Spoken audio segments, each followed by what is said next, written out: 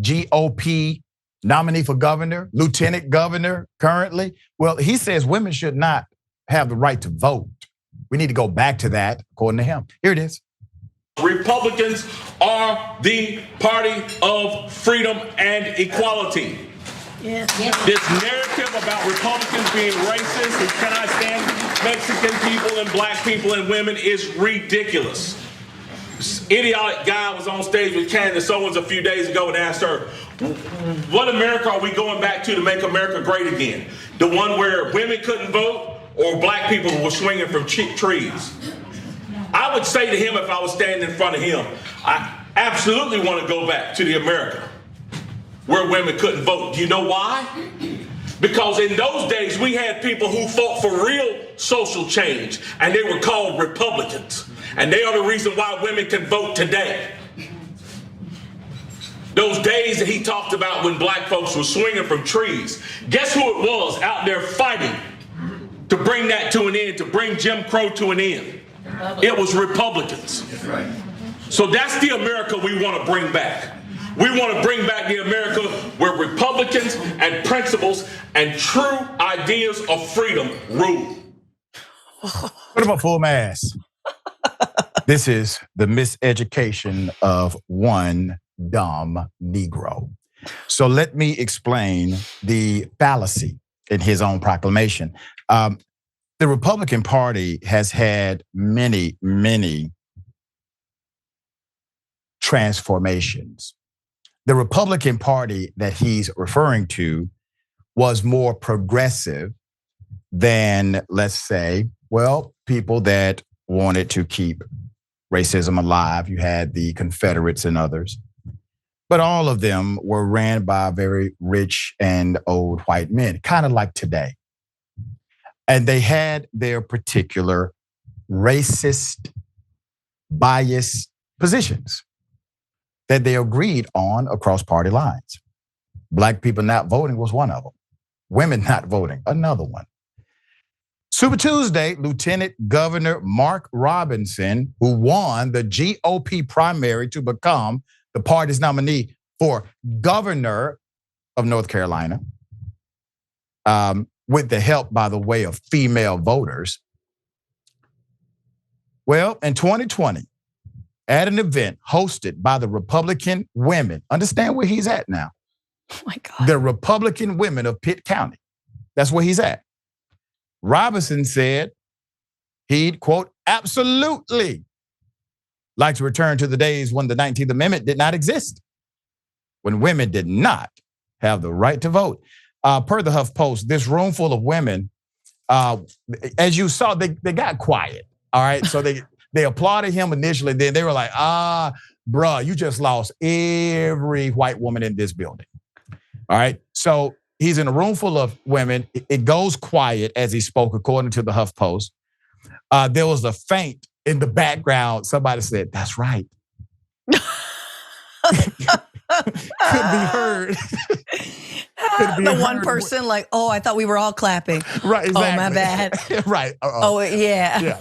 So they could be heard when Robinson later said Republicans ended Jim Crow laws. In fact, lawmakers of both parties in Congress, as I said, and President Lyndon Johnson ended Jim Crow laws by passing the Civil Rights Act of 1964, the Voting Rights Act of 1965. They were all countervened collectively together to change their mind together. The North Carolina Republicans, longing for the days when women couldn't vote, ties into his history of demeaning women and mocking feminism, especially on social media. He's claimed that feminism was created by Satan. I did not know he met Satan before. Obviously, he knows him. He said that men who identify as feminists are about as manly as a pair of lace panties and are weak-minded, jelly-backed men. He's routinely referred to feminists as femme Nazis. And in one particular colorful post, described those who support equal rights for women as sexist, hairy, armpit-having, poo-poo hat-wearing pinkos, end quote. He is the GOP nominee for governor of North Carolina, currently the lieutenant governor of the state. There's more. the only thing worse than a woman who doesn't know her place, this is his quote, is a man who doesn't know his. He wrote this on Facebook, December 2017. Channeling the late televangelist Pat Robertson, he has claimed that Satan himself is using lesbianism and feminism to destroy traditional families. And still more Facebook posts, the GOP gubernatorial nominee strangely equated feminism with sexism and racism. Quote, if blacks should stand up against racism and women should stand up against sexism, shouldn't men stand up against feminism? I'm sorry, I was trying not to laugh on the internet. He posted this September 20th, 2016, all right? That same day, he also wrote, quote, I am really sick of feminism and feminists. They are just as bad, if not worse, than racist. But sir, I must say this, sir, at least you have admitted that racist people exist. You got to look at the glass half full with this guy. Sure. All right. Also, does he know black women exist? I don't think he likes black women. Clearly. Yeah. A quick follow-up on that. The feminist leaders in this country have been black women and continue to be black women. But yeah, the fact that Mark Robinson has been flying under the radar this whole time, Doc, and we like just haven't been talking about him is just, well, it's a testament to how many other ghouls there are out there. But now we got this ghoul and his time is coming up. And I'm very curious how it's gonna go in November because he has this self-assuredness that Trump has, right? But again, here you have a person of color trying on the Trump hat. Here you have a person who's not famous, not a celebrity, not rich, trying on the Trump hat. Let's see how it fits. Let's see if it works for him. But again, he says something and then tries to like reverse engineer why it makes sense. It doesn't make any sense. You're saying we should go back to the time when women couldn't vote and black Americans were lynched because then we fought for stuff. What? You fought to get rid of those things. Isn't that like, what are you talking? So you want to go back and redo like the Civil War? You want to redo women's, like, I'm not really sure what he's saying here. And I don't think he knows either. Correct. He's just saying it to grab the headlines. So we'll talk about him and, gas him and stuff. Yeah, well, he said some more stuff and I think it's important. So he criticized women who breastfeed, okay?